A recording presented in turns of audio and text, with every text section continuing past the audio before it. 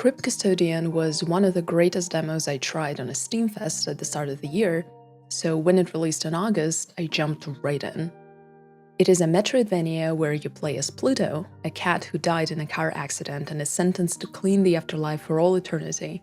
The game was created by Kyle Thompson, a solo dev, and his brother Eric Thompson, who wrote all the incredible music. In Crypt Custodian, you face an unfair trial, and instead of going to the palace to enjoy your afterlife, you are thrown into the wilderness of the purgatory, sentenced to sweep the wastes collecting garbage that is constantly being dumped there from who knows where. However, as you wander around, you meet other unfortunate ghosts who were also denied passage to the palace for various reasons, and together you hatch a plan to infiltrate the palace grounds because there is something precious there. Something that you'll want more than anything. Crypt Custodian struck me as an archetypical metroidvania, and I mean it in the best sense. It is the essence of what you think the modern metroidvania looks like without much of an odd quirk. You know, there are more battle-focused metroidvanias, more platforming-focused metroidvanias. Some hold your hand and point you in the general direction of where to go, others do no such thing. Some are very lonely, in others you might have a compelling cast of characters.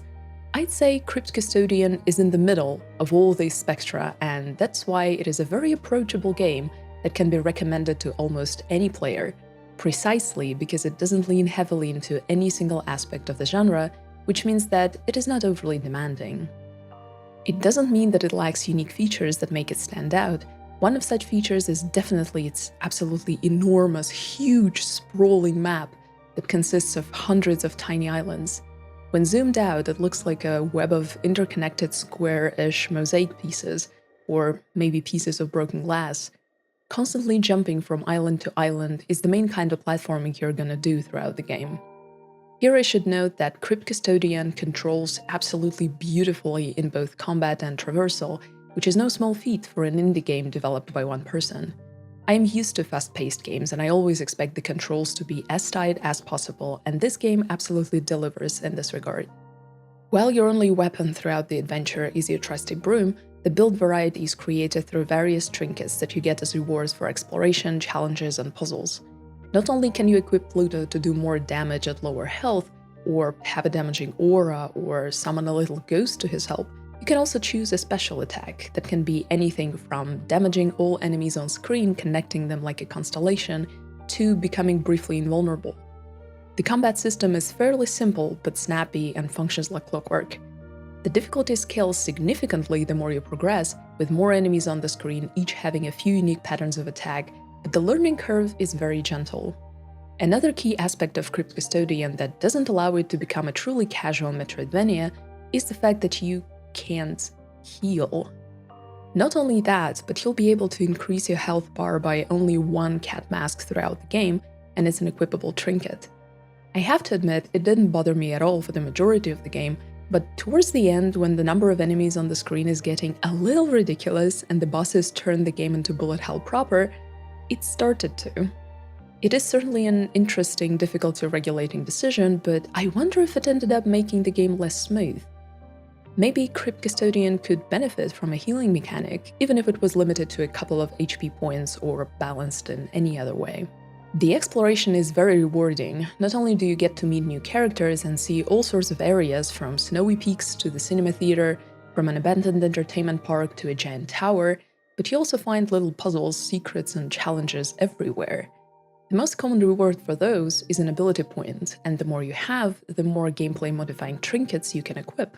However, if you're not really in the mood for challenges and platforming puzzles do not bring you joy, that's fine too. You can purchase ability points for a flat rate from an NPC. I think it is a great accessibility option, and I'm very grateful for it because I have a very limited interest in challenges. Probably the only thing that I truly did not appreciate was one bit of post-endgame content that was suddenly hidden behind a whole bunch of optional challenges and riddles. Had it been some sort of an upgrade or a gameplay mechanic, I would never have cared, but it was a bit of the story, and a very important bit at that, so I had to buckle up and sweep through the entire map to collect everything I needed to gain access to a special area where I'd be able to find out an important part of the story. I used a guide for completing this last bit, and I'm not ashamed of it in the slightest, because it was either with a guide or not at all.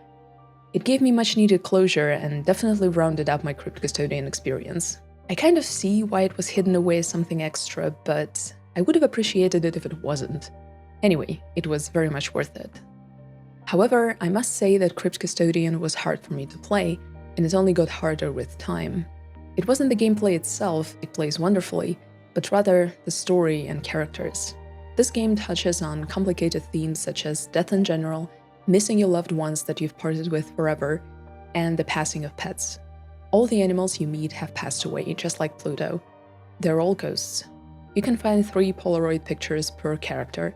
The first one will tell you about their childhood or their early life, the second will be about some sort of event, and the final one will tell you how they died. It's just 3 sentences and 3 drawings, nothing overly graphic or violent at all, sometimes not even straightforward, but at one point I just thought I couldn't do it anymore, you know? I wanted to know about their lives and deaths because we're friends now, but honestly, I have no emotional resilience for this type of stories.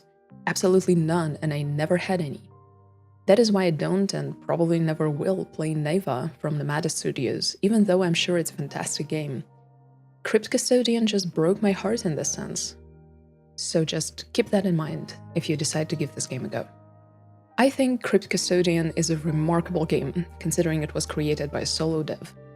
It nails all Metroidvania aspects, remaining consistently fun and entertaining while not suffocating the player with platforming puzzles that are too challenging or bosses that are too tough. The writing is excellent, made even better by kind, light-hearted humor. It is also very pocket-sized for a Metroidvania.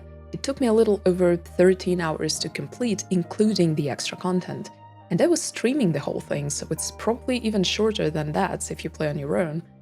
I do recommend Crypt Custodian, but bear in mind what I said about the emotional aspect of it and the themes it explores. Might not be for everyone. Thank you very much for your time, and I'll see you in the next one. Take care.